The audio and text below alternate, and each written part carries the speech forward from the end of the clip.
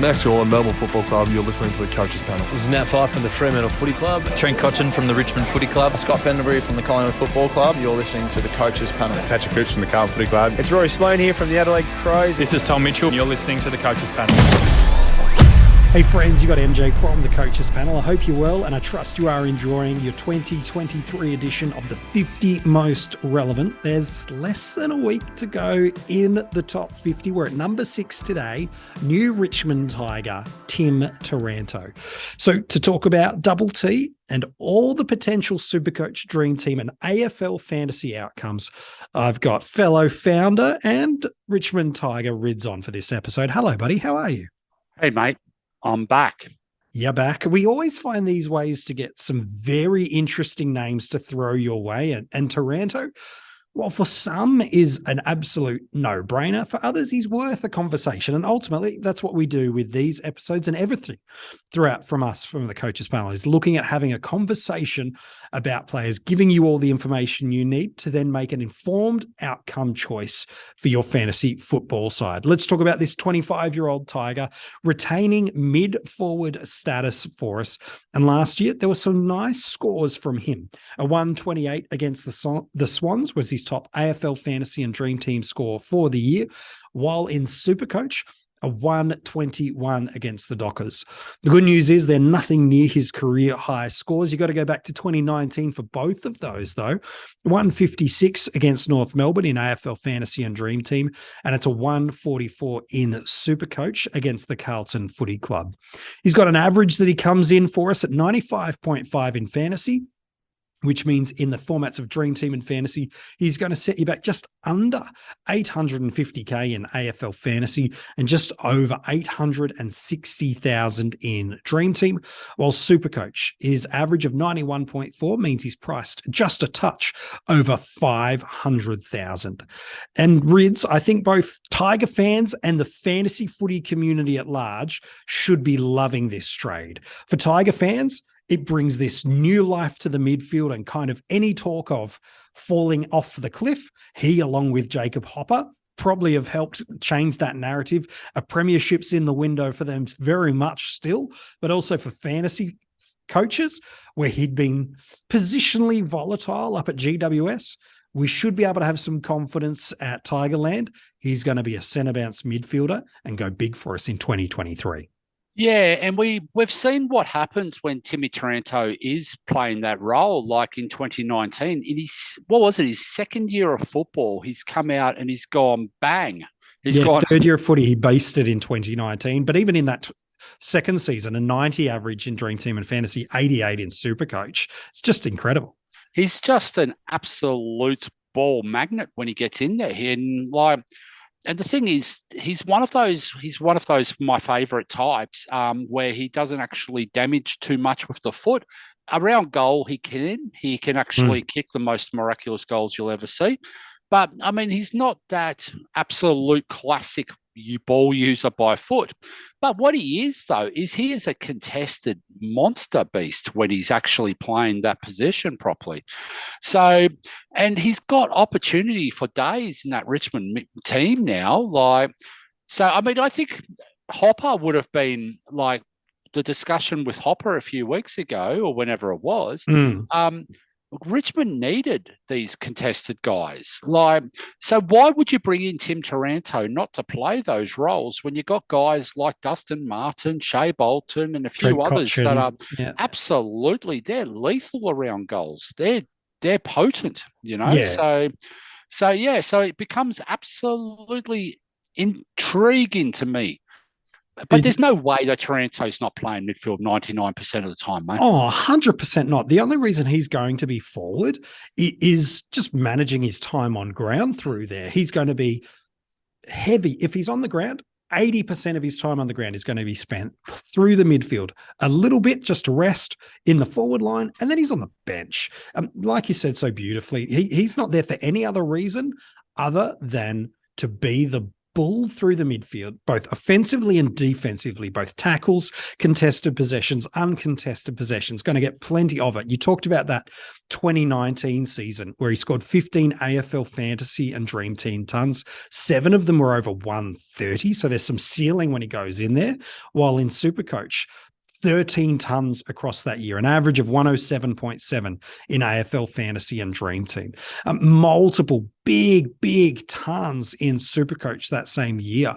And we haven't even talked about what he did in 2022, 16 games last year, 7 tons in Fantasy and Dream Team, 4 of them over 120, 3 additional scores over 90, and a couple of scores under 80. But still, his average of 95.5, even with some positional volatility, he's still the number 3 forward based on averages, while SuperCoach, 6 tons last year.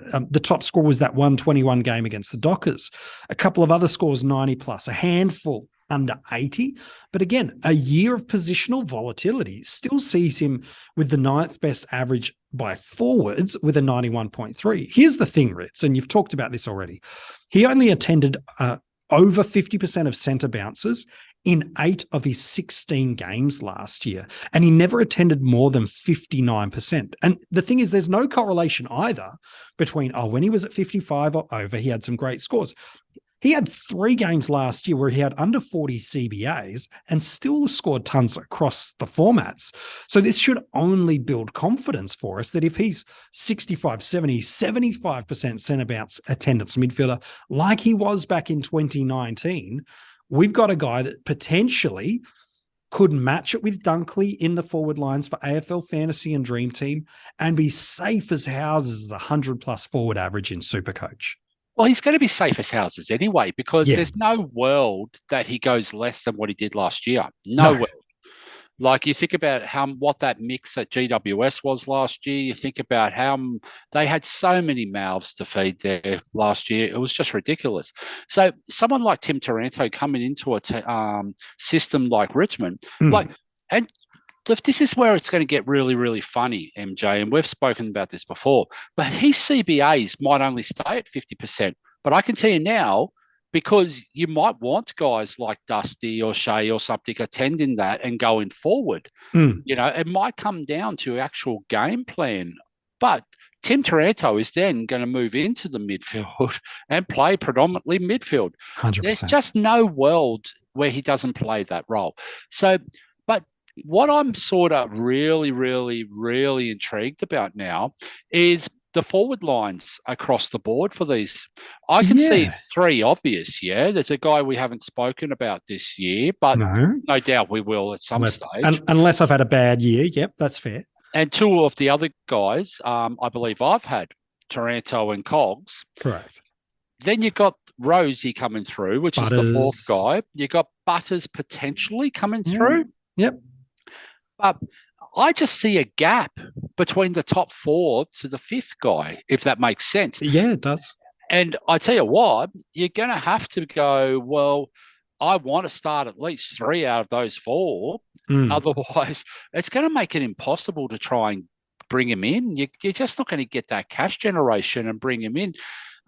If you're not careful, at least a couple of months ago, we would have had a couple of mid prices emerging. I think there's a few emerging at the moment, the Tobes McLean. We got the Wayne Millerer. Cunnington and Fife, depending on the format you play. Potentially. Yep. But, there's not really anyone because if you're starting 3 of the big guys, then you're going to have to go from a rookie up, really, a rookie price guy. Absolutely. So, for those guys, for those teams out there that are only going 2, 1, whatever, it's going to be awkward how to actually complete your team this year. Yes, we've got a heap of trades, so we're going to have no worries about generating cash as we go. Sure. But it's still going to be tricky, the timing of when to bring him in and when not to. Yeah, so the forward line fascinates me this year, the way people are handling it with a very common structure is 3 premium midfielders. And that might be loosely including guys like Moore, Goulden, these guys that are just under the radar of that, where they're expecting the breakout. But 3 guys that people think are top 6 forwards, how much space they create for themselves for potential DPP gains, because arguably last year we gained the top 6 as additions during the season. I'm alluding to Bont, Parker, Liberatore for Supercoach, Bailey Smith, even Rowan Marshall late in the year picked up forward status. So we've got to create a margin of space. While we don't know for certain, even the year prior that, Josh Kelly was a forward pickup. So history would tell us we're going to get at least 1, maybe more guys in this forward division we will want to trade into that we do not yet know that are available to us. So how people space that out is fascinating to me. You bring up some really nice points about the structure, but I'm keen on this. There's this idea that Richmond's surge mentality is not friendly to fantasy football scoring. You're the Tiger fan. You're also a great reader and understander and interpreter of fantasy football across the formats. Is that narrative true? And what does it mean for us with Taranto? Because he's moving into a side that historically hasn't had a lot of fantasy premiums for us. Yeah, but this is where it intrigues me. Prior to this year, Richmond just didn't have the cattle yet to play a different game plan. They had to play that, gung-ho approach, like attack everything, push it forward at all costs. And to ugly at times, that's where they won 3 premierships. So why change that? But now what they've gone is they've come out and they've headhunted 2 contested midfield bulls. Yes. Okay. So that screams to me, and who knows how this works, but that screams to me like a game plan adjustment all day, every day, does it not? It does. Yeah, so, it 100% does. So worst case scenario, they're still going to do it anyway. Cochin, Prestia, a few other guys that have always played that role.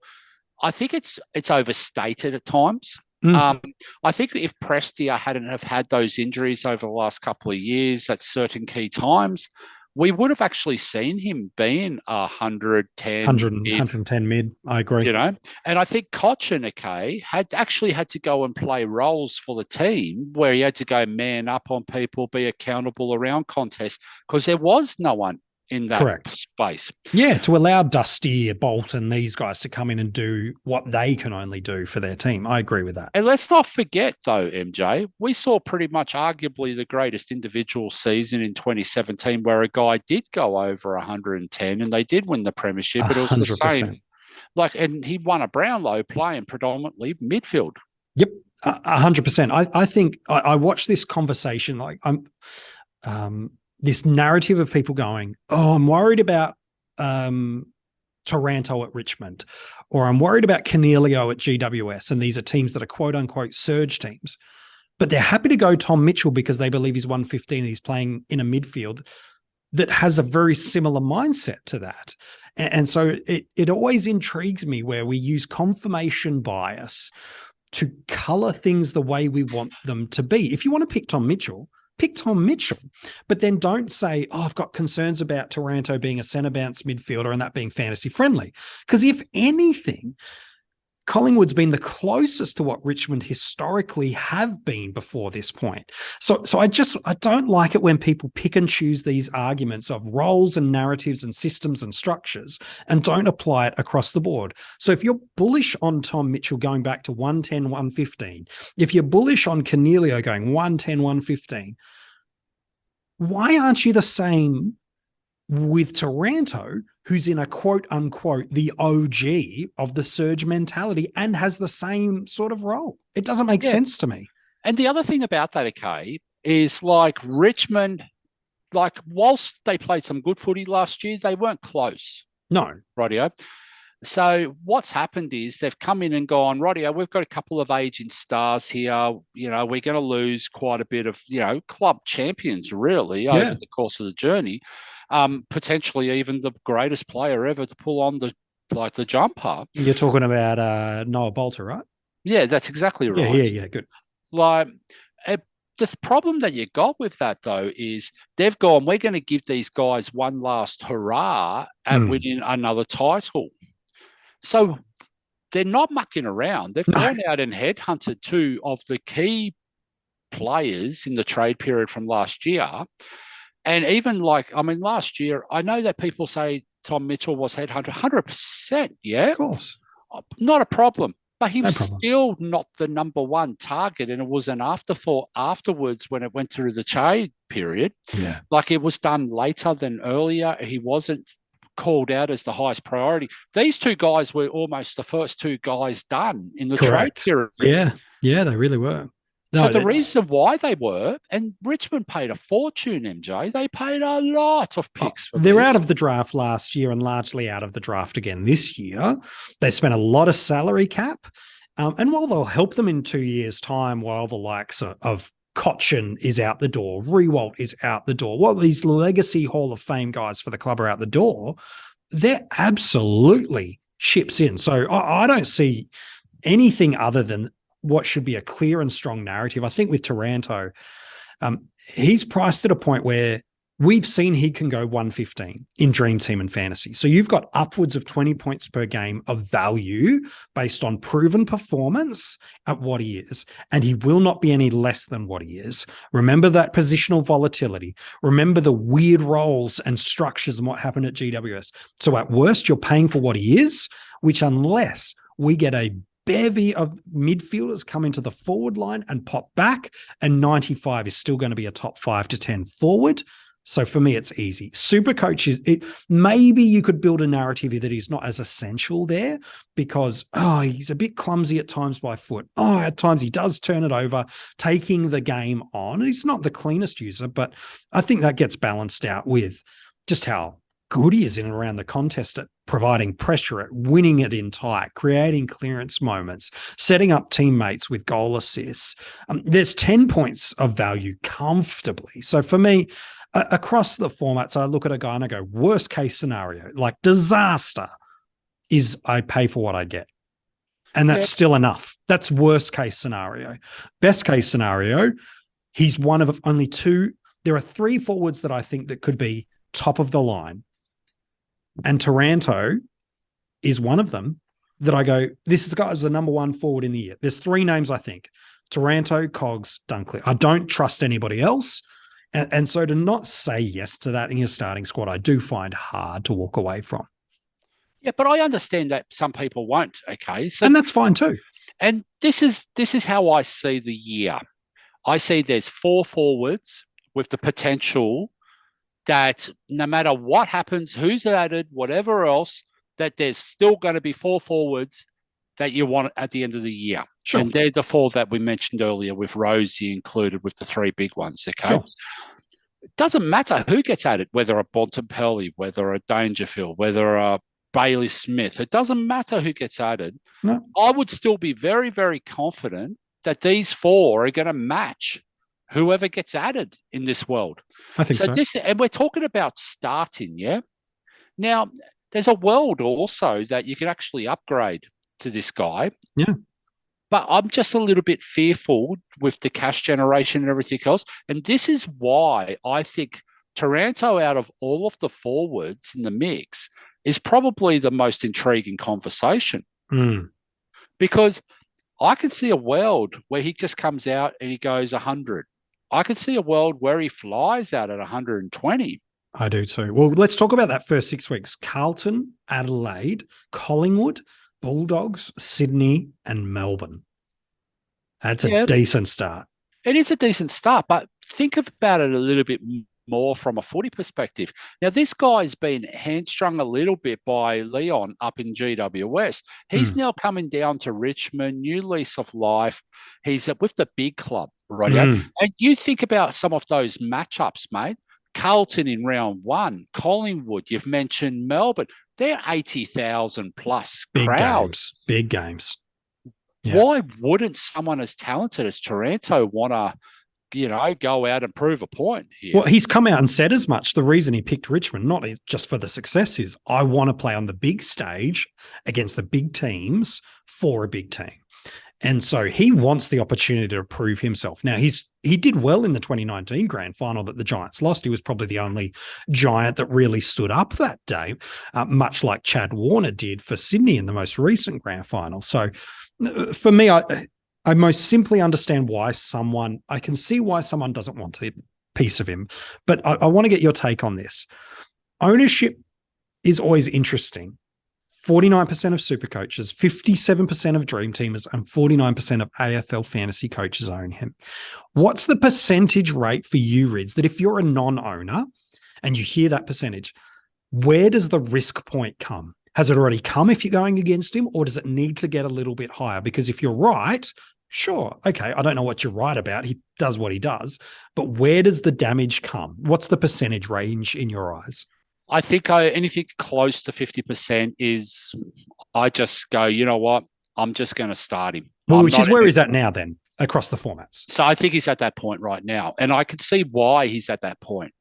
Because it's just much easier to get the guys in for the longer period for the season proper and just not have to worry about the headache of how to get the money to bring him in later.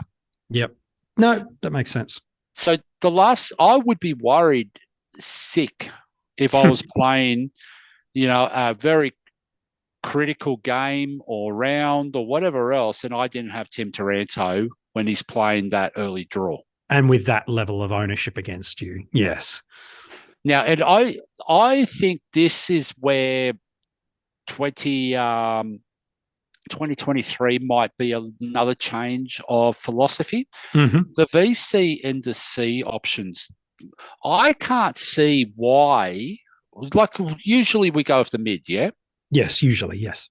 So, I can't see why we wouldn't be able to VC a Taranto or a Dunkley or whoever else in the forward line in this instance. Because there is a world, they play early games, Mm-hmm. then you can go back to midfield for the round, whether it's a Laird or whoever else it is that we spoke about the other day. Yeah. So, this is also another world, but I think this is going to be a change into the guard. We're not going to see the mids be VCC. We're going to see potential here that the actual forwards potentially could come into that VCC mix.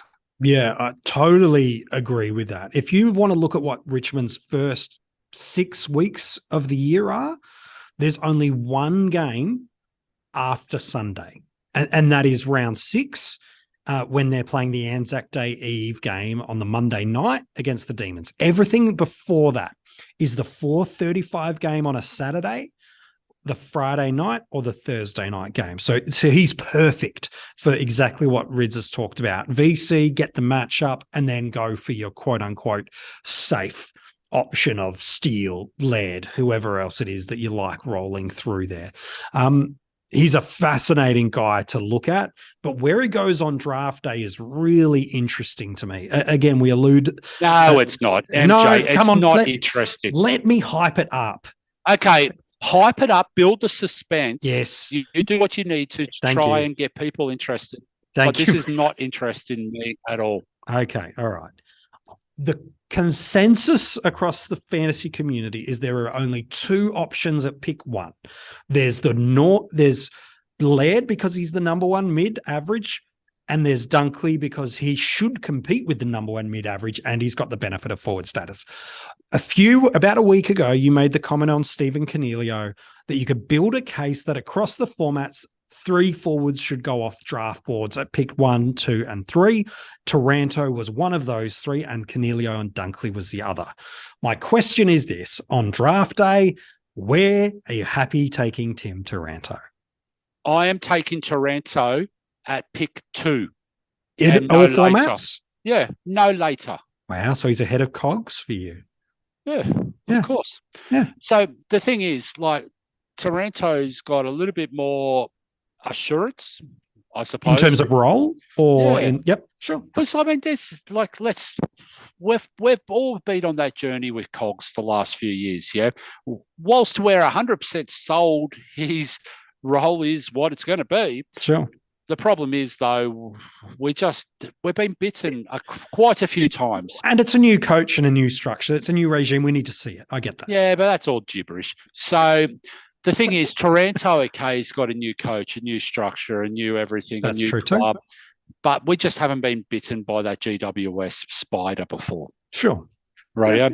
So he's going number 2 because you know what? In my world, Dunkley's number 1 all day, every day. I agree with that. Easy as. But if Dunkley's number 1, then that's potentially going to kick off that forward rush from the first pick, which means if you're going Dunkley, the only guy in the forward line, in my eyes, that can push Dunkley out of that number 1 forward position, barring injury or something unforeseen, is Tim Taranto. Yep. And I just think it's the world's easiest lock. So if you get any pick after pick, let's just, okay, I'll try and be nice about this. Here we go. If you get a pick that's not 1, 2, or 3, just cross Dunkley, Taranto off your list because you're not getting either of them. An interesting thing, our friends over at the Draft Doctors have brought back their mock draft simulator. And at the moment in AFL fantasy drafting, the ADP, the average draft position for Tim Taranto, is 8. So, gibberish. Seriously, that's just people playing around. And of course it is. And that's all it is. But it's interesting to note that he's it's sliding a bit into the back of the first round. Because if you had a late round pick in the first round, you are probably not thinking those 3 forwards I'm not going to get. And now you're probably thinking I'm looking at pairing a Miller, an Oliver, a Steele, a Brayshaw with a Rosie or a Butters on the turn is how you're thinking it. But man, if you do get these guys outside the top 5 picks, yeah, I don't know if in SuperCoach you'll go that early. I can see people not wanting to turn down the 120 mids in SuperCoach early on draft day. Now, I'm not saying it's right or wrong, but I can see in SuperCoach people going, there's no way I can pick a 100, 105, even 110 forward for passing up a 125 Miller. I'll concede that, but the thing is, SuperCoach, okay, is a contested ball game. It is. Right? What's Tim Taranto coming into that Richmond setup as? 100%. Yeah. Have we ever seen a SuperCoach year from Tim Taranto where he's had to be a contested ball beast in the midfield? Not to the level his role will allow him to this year, no. So I would be banking that that's what we're going to see, is we're going to see a breakout, well, not breakout, a standout year in SuperCoach from Timmy Taranto. Yeah, I think so. I think he's one of the easiest selections in our starting squad. He gives us everything we're looking for. And I find it really hard to overlook him across the format. So he's starting everywhere for me. And I understand why his ownership is so high across the formats. Rids, as always, mate, you always help us look and think and process the game in a different way. So thanks for talking about one of your new boys, Timmy Taranto. We've been doing this for a while, MJ. These are the easiest conversations in the world when we get down to this low. 100%. It's you're picking them, right? Yep. Okay.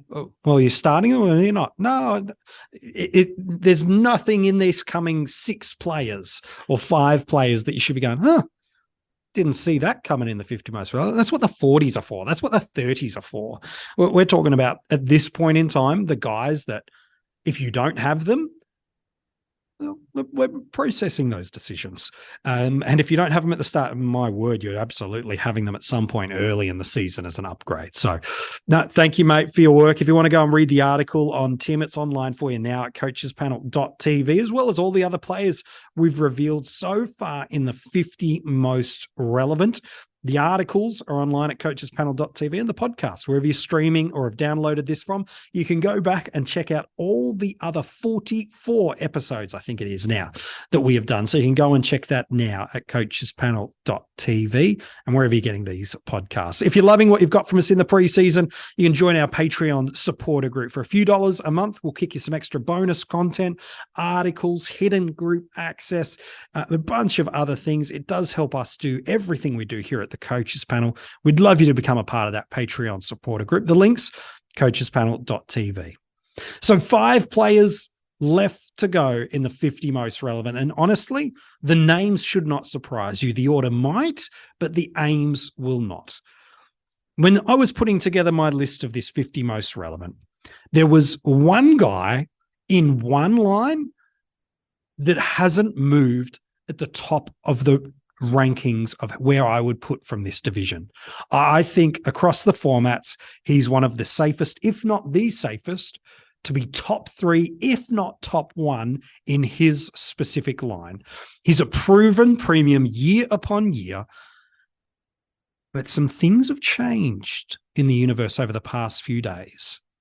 Does that mean he's even more of a lock in our starting squad? Or is he someone that we now have to watch before we jump on him? Because we will want him in our side, make no mistake about it. But is he an absolute walk-up lock? Or is he an absolute watch and see? Who are we talking about? He's number 5 in the 50 most relevant, and I'll tell you about him tomorrow.